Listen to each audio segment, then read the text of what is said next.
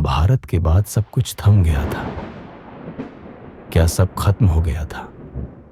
या शायद नहीं। क्या आप जानते हैं कि गांधारी ने कृष्ण को श्राप दिया था? पर क्यों? क्या यह एक मां का दर्द था या कुछ और गहरा? आइए जानते हैं इस रहस्य की पूरी कहानी। गांधारी, हस्तिनापुर की महारानी, एक तपस्विनी और धर्म के मार्ग पर चलने वाली पतिव्रता।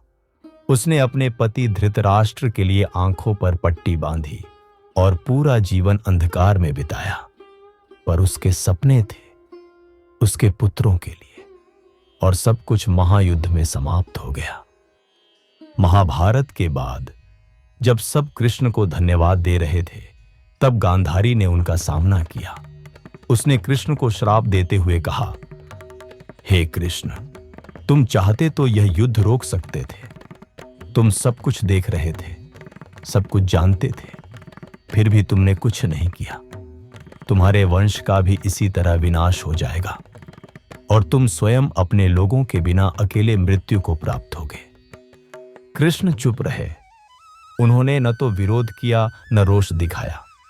उन्होंने केवल इतना कहा, माता, आपका श्राप भी मेरी लीला का हिस्सा होगा। हर युग में सत्य के लिए कुछ न कुछ त्याग होता ही है। कृष्ण के चेहरे पर शोक नहीं, लेकिन समर्पण था, एक समझ जो समय के परे थी।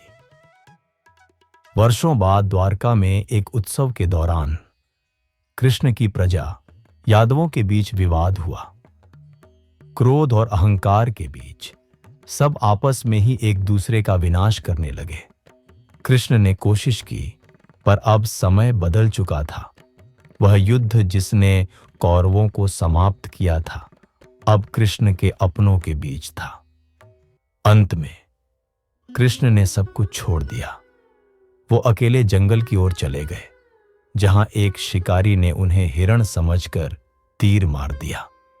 ऐसे ही नारायण का अवतार, जो युगों तक धरती पर था, अपनी यात्रा समाप्त करता है। गांधारी का श्राप सच हो गया।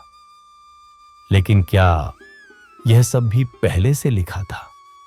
क्या यह एक श्राप था या एक योजना? क्या कृष्ण ने स्वयं ही अपनी लीला का यह अंत लिखा था?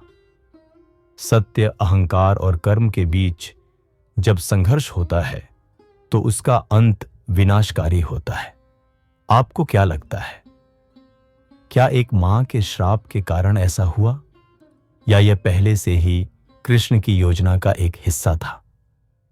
इसी तरह की रोमांचक गाथाओं को जानने के लिए हमारे चैनल को लाइक करें और सब्सक्राइब करें। जय श्री कृष्ण।